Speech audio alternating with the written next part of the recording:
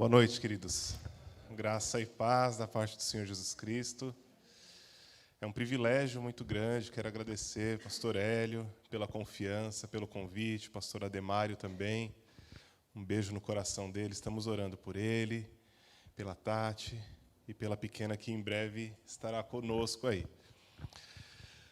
Como o pastor Hélio disse, meu nome é Lúcio, eu sou marido da Gisele, que não está aqui hoje, sou pai do Leandro, de 9 anos, um menino cheio de energia, cheio de fome, e a gente espera que essa fome dele se traduza em fome de Deus também.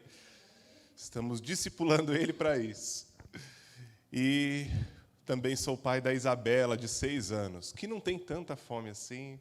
Lá em casa, um come o reboco da parede, a outra dá um pouquinho mais de trabalho para comer, mas eles são bênção de Deus na nossa vida. Como o Hélio falou, a minha mãe agora está morando conosco desde dezembro, desde do meio de dezembro, quando meu pai faleceu. Meu pai faleceu no dia 9 de dezembro, os meus pais moravam em Ribeirão Preto, a minha mãe, por questões de saúde, por não poder estar sozinha, está morando conosco também.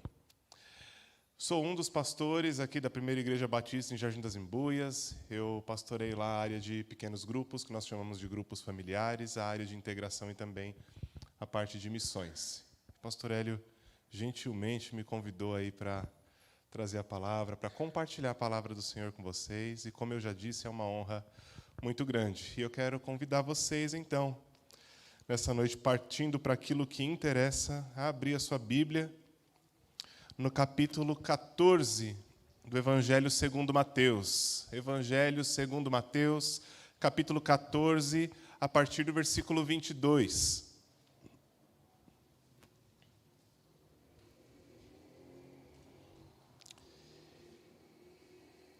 Uma passagem bem conhecida, Evangelho segundo Mateus, capítulo 14, a partir do versículo 22.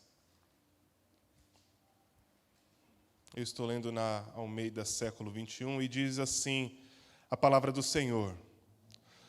Logo em seguida, ele obrigou os seus discípulos a entrar no barco e ir na frente dele para o outro lado, enquanto ele mandava as multidões para casa. Tendo-os mandado para casa, subiu ao monte para orar em particular. Ao anoitecer, ele estava ali sozinho. Enquanto isso, o barco já estava bem longe da terra, e era sacudido pelas ondas, pois o vento era contrário. Já alta madrugada, Jesus foi até eles andando sobre o mar. Mas ao vê-lo andando sobre o mar, os discípulos assustaram-se e disseram: "É um fantasma!" e gritaram de medo. Jesus, porém, falou-lhes imediatamente: "Tende coragem, sou eu, não temais." Pedro lhe respondeu: "Senhor, se és tu, manda-me ir sobre as águas até onde estás." Ele lhe disse: "Vem." Descendo do barco e andando sobre as águas, Pedro foi ao encontro de Jesus, mas, ao perceber o vento, teve medo. E, começando a afundar, gritou: "Senhor, salva-me!" Imediatamente, Jesus estendeu a mão, segurou-o e disse-lhe: "Homem de pequena fé, por que duvidaste?"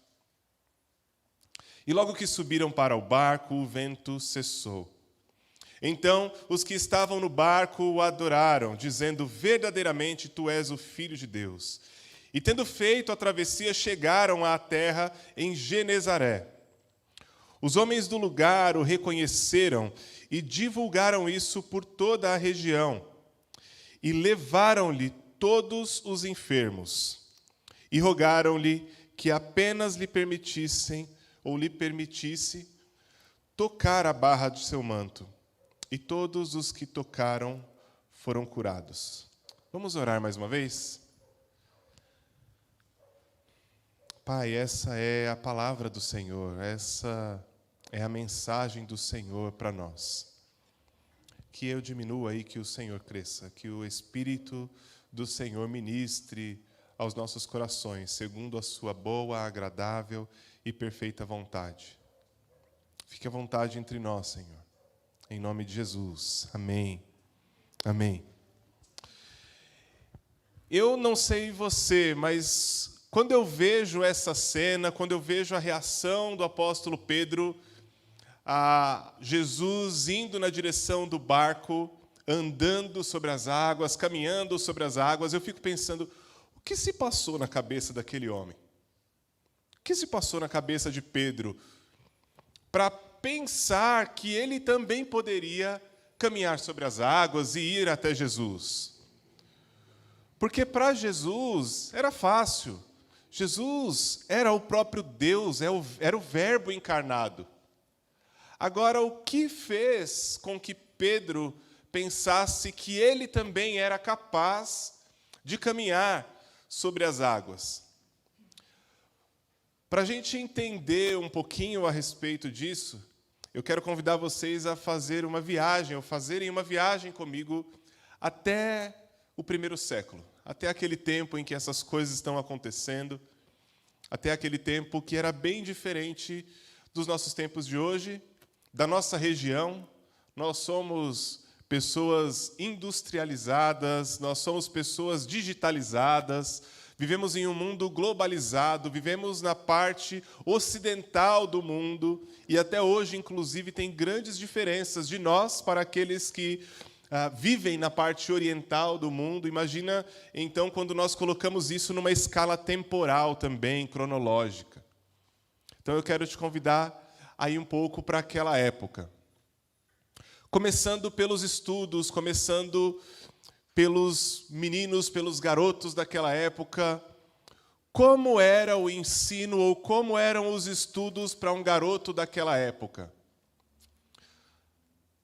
Entre 6 e 10 anos, os garotos daquela época, eles começavam a ir à sinagoga para aprender dos mestres.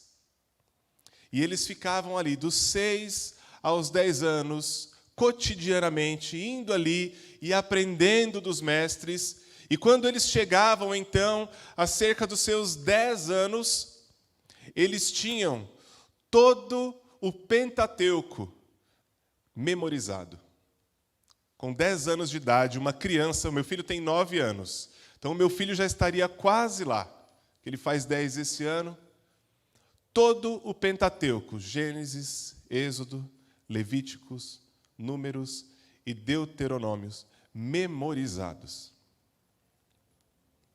Memorizados.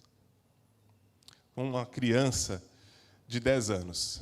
Para o Pentateuco, para esses 5 livros da Bíblia, os judeus denominavam e denominam até hoje de Torá. Então, eles precisavam memorizar a Torá. Então, eles, dos 11 anos até 15, 16 anos, continuavam os seus estudos, agora memorizando o restante daquilo que eles chamam de Bíblia hebraica, o nosso Antigo Testamento. E aos 15, 16 anos, eles chegavam com tudo isso memorizado, o Antigo Testamento, completamente memorizado. Mas, além disso, quando eles faziam ali cerca de 10, 11 anos, eles eram levados aos pés de um mestre da lei, um rabi, como era denominado. E ali, então, eles se candidatavam a seguir aquele mestre. Naquela época tinham 2 principais estudiosos, 2 mestres principais, Hillel e Shammai. Hillel, inclusive, foi avô de Gamaliel. E Gamaliel, por sua vez, foi mentor, mestre, discipulador de Saulo, que depois se tornou Paulo. Esses eram os 2 maiores estudiosos daquela época, e é importante nós sabermos isso porque aqueles garotos que tinham cerca de 10, 11 anos, eles se dirigiam então a um mestre, a um rabi, para aprender daquele rabi, e aquele rabi, por sua vez, ele seguia mais os ensinos ou de Hillel ou de Shammai, que tinham ali as suas diferenças em relação à interpretação da Escritura, à interpretação da lei. E eles chegavam nessa idade, se colocavam então aos pés de um mestre, dizendo: olha, eu quero te seguir, Rabi. Eu quero que o Senhor seja meu mestre.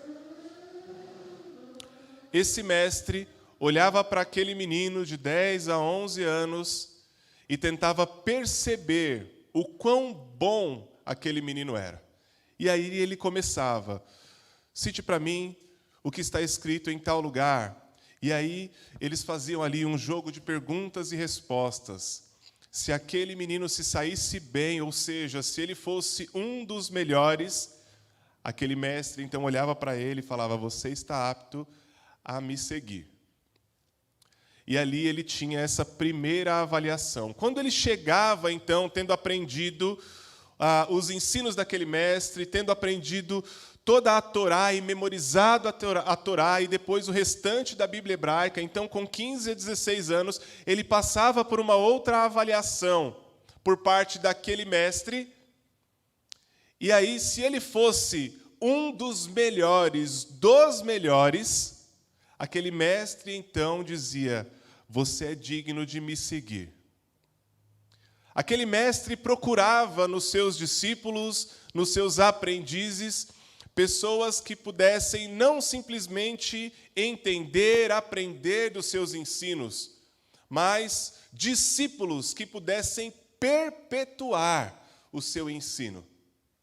Naquele pensamento de deixar um legado, depois que aquele mestre viesse a falecer, seria aquele discípulo que perpetuaria os seus ensinos.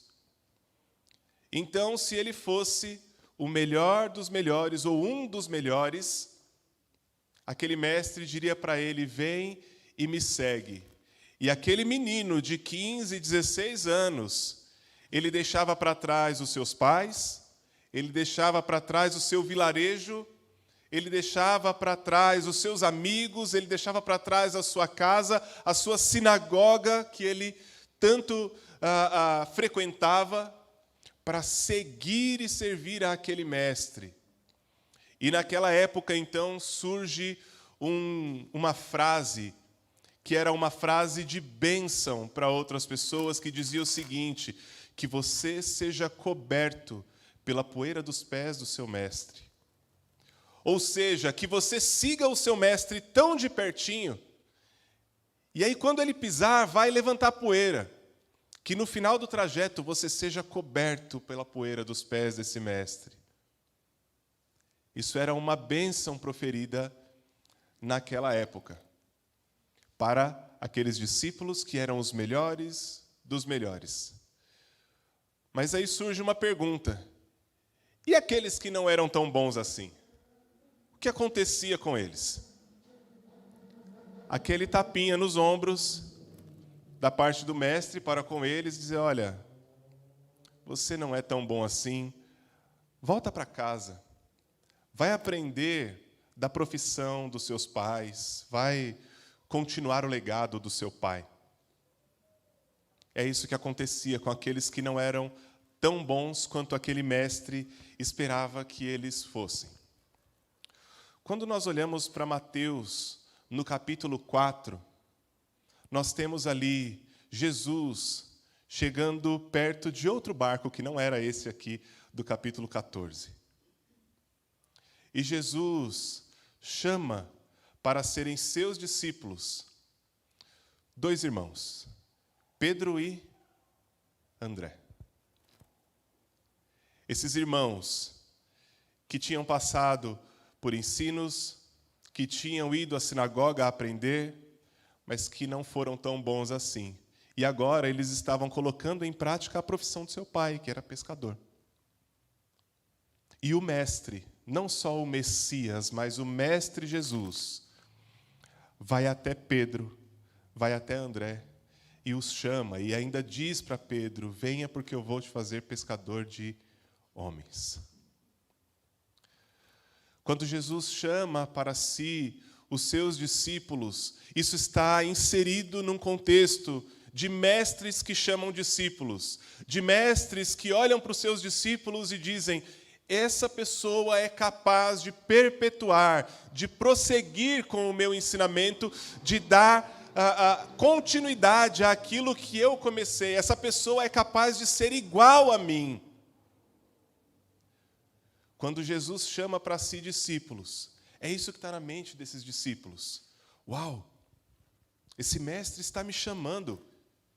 É um rabi.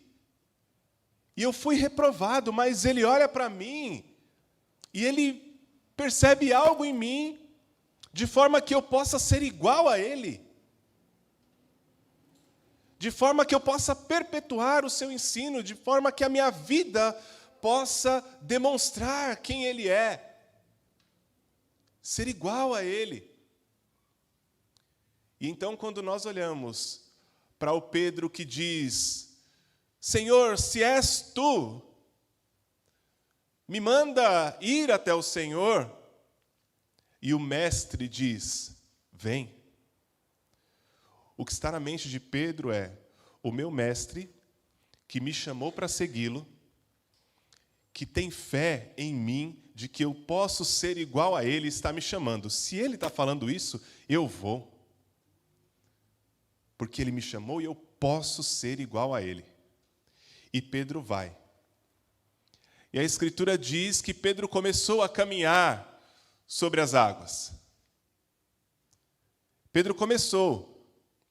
Mas algo aconteceu que Pedro começou a afundar. Pedro começou a olhar ao redor. O barco balançava. A Bíblia diz que o vento era contrário e por isso as ondas estavam agitadas. E Pedro começou a olhar as circunstâncias e falou: isso não vai dar muito certo. Talvez esse Jesus, esse mestre, tenha se enganado. Eu acho que eu não posso ser igual a ele. E então ele começa a afundar e pede socorro, e Jesus estende a sua mão até Pedro e o socorre e o traz de volta. E Jesus olha para Pedro e fala: homem de pequena fé. Homem de pequena fé. Quando Jesus está dizendo isso para Pedro, o que Jesus está dizendo para Pedro é: Pedro, você não acredita que eu te chamei e que você pode ser igual a mim. Você titubeou em relação a isso. Você não acredita que eu vi em você potencial. E, em última instância, você não acredita que eu tenho poder para te fazer igual a mim. Você não acreditou. A sua fé falhou. Você olhou para as circunstâncias, você desviou os seus olhos do seu rabi, do seu mestre. E por isso você afundou. Quando o pastor Hélio me convidou para pregar, ele me falou dessa série de mensagens, porque eu sigo a Jesus, e me pediu para que eu falasse por que é impossível para cristãos viver longe de Cristo. Porque assim como Pedro desviou os olhos do seu mestre, porque assim como o coração de Pedro naquele momento se distanciou do coração do seu mestre, se a gente se distancia do nosso mestre, a gente perde a referência. Pedro olhou mais para as circunstâncias do que para o seu mestre. Ele perdeu a referência e ele começou a sucumbir. Se eu olho mais para as circunstâncias do que para o meu mestre, eu posso vir a sucumbir. A probabilidade é grande. Eu ouvi certa vez um pregador que dizia que seguir a Jesus é estar atento às esquinas que ele dobra e a gente não perdê-lo de vista. Isso é seguir a Jesus, porque Jesus está constantemente indo e quebrando esquinas, virando esquinas, entrando por um lado, saindo por outro, e nós precisamos segui-lo. Nós precisamos estar próximos. Se a gente começa a se distanciar um pouquinho, a gente perde a referência. E aí, se ele dobra a esquina, a gente não viu, quando a gente vai, cadê Jesus? Pedro olhou para as circunstâncias e não para o seu mestre. Talvez, por muitas vezes, nós olhamos mais para as circunstâncias do que para o nosso mestre. Nós olhamos para as dificuldades, nós olhamos para as enfermidades, nós olhamos para aquela situação que é difícil, que é dolorosa, nós olhamos para a dificuldade financeira, ao invés de olhar para o nosso mestre. E nós nos esquecemos que a vontade do nosso mestre é que nós sejamos como ele. Mas que para isso nós temos que segui-lo de pertinho, porque senão perde-se a referência. A gente está em ano... Desculpem, a gente está em ano eleitoral. E eu já ouvi algumas vezes algumas pessoas dizerem a seguinte frase: olha, uma pessoa, um cristão, quando entra na política, é difícil de perceber que aquela pessoa continua sendo cristã. Por quê? Muito provavelmente porque perde-se a referência. Muito provavelmente porque, por perder a referência, tal pessoa pode começar a sucumbir à corrupção, aos desejos maus. Ela pode começar a sucumbir ao seu próprio ego. Eu acho muito interessante quando aquele jovem vem até Jesus e diz para Jesus: bom mestre, o que eu preciso fazer para te seguir? Baseado nesse contexto, esse pano de fundo que eu dei para vocês agora há pouco, essa pessoa que chega até Jesus, ele já era um adulto, ele já tinha passado e não tinha sido bom o suficiente para seguir nenhum mestre.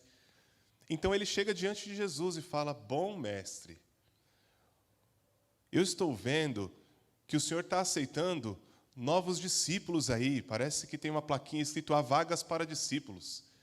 Então, eu que fui reprovado lá atrás, já que o Senhor está fazendo um novo vestibular aí, eu quero ver se eu passo nesse vestibular para ser seu discípulo. Como eu faço? O que eu devo fazer?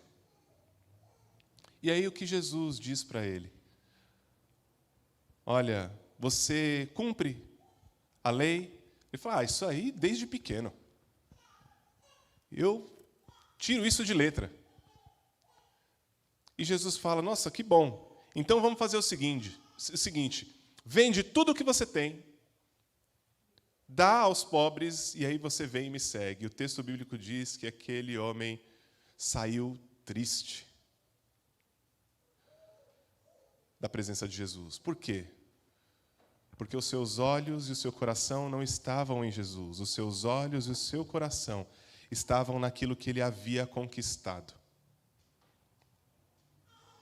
Os nossos olhos precisam estar em Jesus, porque é impossível, como cristãos, que nós sejamos iguais ao nosso Mestre, semelhantes ao nosso Mestre, se nós não caminharmos próximos a Ele. E quando nós olhamos para a Escritura, a gente percebe que Jesus nos chamou para ser como Ele. A gente falou agora há pouco a respeito de Hillel, que foi avô de Gamaliel, e Gamaliel foi, então, discipulador, mestre de Paulo. E quando a gente olha, então, para Paulo, a vida de Paulo, o pensamento de Paulo está permeado por esse conceito de discipulado, de caminhar de perto e de ser como o seu mestre.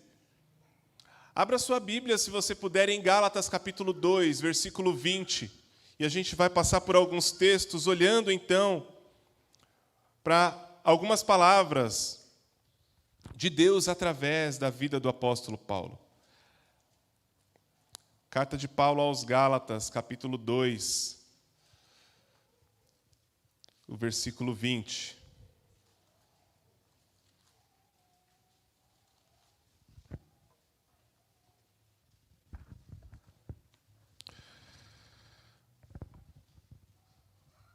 Olha só o que diz: a Escritura. Portanto, não sou mais eu quem vive, mas é Cristo quem vive em mim.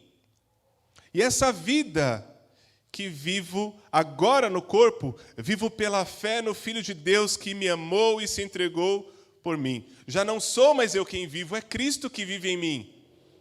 Ou seja, agora eu deixei para trás quem eu sou para ser quem Ele é em mim. Já não é mais Paulo, é Jesus em Paulo.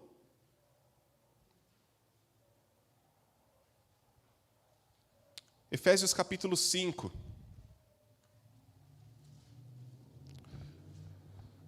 Versículo 1. É da vontade de Deus, é da vontade de Jesus, que nós sejamos como Ele. E para isso nós precisamos caminhar perto de Jesus, próximos a Jesus. Carta de Paulo aos Efésios, capítulo 5, versículo 1. Portanto, sede imitadores de Deus, como filhos amados, e andai em amor como Cristo, que também nos amou e se entregou por nós, a Deus como oferta e sacrifício de aroma suave. Ser imitador de Cristo. Andar em amor como Cristo. Carta do apóstolo Paulo aos Filipenses, capítulo 2, a partir do versículo 5. Só virar a página da sua Bíblia. Tende em vós o mesmo sentimento que houve em Cristo Jesus, que existindo em forma de Deus, não considerou o fato de ser igual a Deus algo a que devesse se apegar, mas, pelo contrário, esvaziou-se a si mesmo, assumindo a forma de servo e fazendo-se semelhante aos homens. Assim, na forma de homem, humilhou-se a si mesmo, sendo obediente até a morte e morte de cruz. Tende em vós o mesmo sentimento, algumas Bíblias vão dizer a mesma atitude que houve em Cristo Jesus. Essa palavrinha que é tão difícil de ser traduzida do idioma original do grego para a língua portuguesa, porque ela não tem um significado só em uma palavra, mas ela é um conceito. Tem a ver com entender o que deve ser feito, entender o que Deus quer que eu faça e fazer então de bom grado, refletir isso com a minha vida. A vontade de Deus é que sejamos iguais a Jesus. O chamado de Jesus para mim e para você, como discípulos deste Mestre, é que nós sejamos iguais a Ele. E se nós não caminhamos perto de Jesus, nós perdemos a referência. E aí nós podemos viver qualquer coisa, menos o Evangelho de Jesus Cristo. Ah, mas eu estou dando comida aos pobres. Mas eu estou desonrando os meus pais. Ah, eu estou fazendo um projeto social. Mas eu não tenho tratado a minha esposa, o meu marido, com o amor, com a honra, com o respeito ao qual ele ou ela deve ser tratado.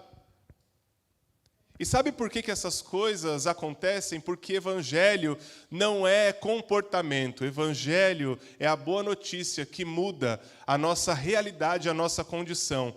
A nossa mudança como cristãos, como discípulos de Jesus é aqui dentro. E aí ela é expressa para fora. Ela é demonstrada nos nossos comportamentos. Porque se for só comportamento, uma hora se perde. Comportamento sem fundamento, uma hora se perde. Agora, como discípulos que caminham próximos de Jesus, essa mudança vai acontecendo dia após dia, dia após dia. E aí eu me coloco perto do meu mestre. Eu me coloco aos pés dele, para aprender dele. Marta e Maria. Marta atarefada, querendo mostrar serviço, querendo fazer uma série de coisas, e Maria ali, aos pés de Jesus, querendo beber da água da vida. E aí, quando Jesus é questionado por Marta, minha irmã está aí sem fazer nada, e aí, Jesus? A resposta de Jesus é: ela escolheu a boa parte, isso não vai ser tirado dela. A boa parte das nossas vidas é seguir o nosso Mestre Jesus de perto e não nos distanciarmos dele. Porque quando nós nos distanciamos do nosso Senhor e Salvador, do nosso Mestre, do nosso Rabi, nós nos distanciamos do que é o Evangelho. Quando nós olhamos para Atos, capítulo 1, versículo 8, a Escritura diz: mas recebereis poder quando o Espírito Santo vier sobre vós, e serão minhas testemunhas, em Jerusalém, na Judéia, em Samaria e até os confins da terra. Testemunhar de Jesus não tem a ver simplesmente com aprender os seus ensinos, com aprender a Escritura e ensinar para outras pessoas numa classe, falar de Jesus. Não é apontar. Testemunhar não é apontar para Jesus. Testemunhar é demonstrar quem Jesus com quem eu sou. A minha vida precisa falar de Jesus. Eu não estou dizendo aqui que você não deve falar de Jesus a outras pessoas, mas as palavras da sua boca, elas precisam ser uma expressão de quem você é em Jesus Cristo, como discípulo que caminha perto do seu Mestre. Porque é impossível para um cristão caminhar distante, caminhar longe de Cristo. É impossível para um cristão caminhar distante de Jesus, porque aí perde-se a referência. E aí nós podemos ser sucumbidos pelas situações, olhando para as circunstâncias. E aí eu não sei se provavelmente vocês cantam aqui aquela música: não olhe as circunstâncias, não, não, não, olhe o seu amor. Por quê? Porque se nós olhamos para as circunstâncias, nós vamos sucumbir.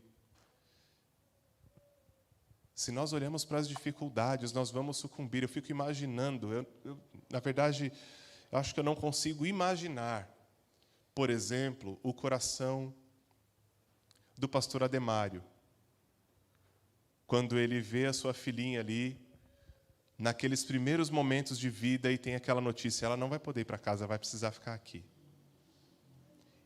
Como eu disse para os irmãos, eu tenho 2 filhos. E quando os nossos filhos ficam doentes, dói no nosso coração. A gente prefere ficar doente aos nossos filhos. E aí eu fico pensando, olhando para a vida do pastor Ademário, olhando para a situação que ele e a Tatiana estão passando, de olhar para a Laurinha ali. Imagina se eles tiram os olhos de Jesus. Imagina se eles deixam que Jesus vá e eles se distanciam nessa caminhada do Rabi, do mestre deles. Eles começam a afundar. Mas esse homem de Deus tem caminhado perto do Senhor. E aí então ele pode resistir ao dia mau. Assim como eu e você podemos resistir ao dia mau, se nós caminhamos pertinho do nosso Senhor, do nosso Salvador, do nosso Mestre Jesus. Quais são as situações que têm cercado você? O quão perto você está do seu Mestre?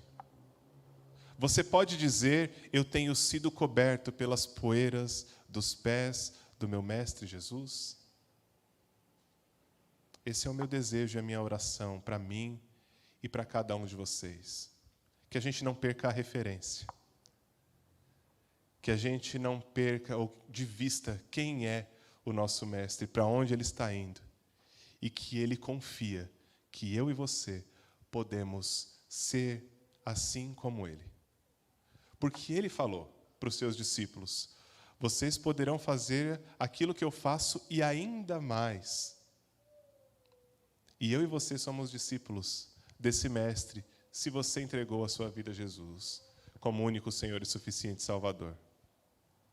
Que essa caminhada perto do Mestre Jesus possa te aproximar ainda mais e que a sua vida possa ser o legado de Jesus no seu trabalho, possa ser o legado de Jesus no colégio, na faculdade, na sua família, no seu bairro. É impossível para um cristão caminhar distante de Jesus. Que Deus te abençoe. Vamos orar.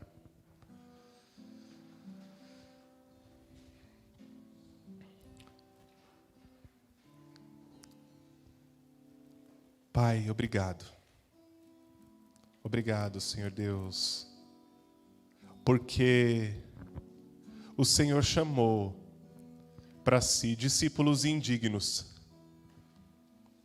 O Senhor chamou aqueles que estavam distantes para caminhar perto. E o meu desejo, a minha oração nessa noite, Deus, é que o Senhor nos mantenha perto. Que o Senhor nos ajude a não perder o Senhor de vista, a não olhar para as circunstâncias, mas que as nossas vidas reflitam quem o Senhor é. E que o Evangelho seja vivo em nós e através de nós. Que o Seu Espírito nos capacite, nos conduza a cada momento.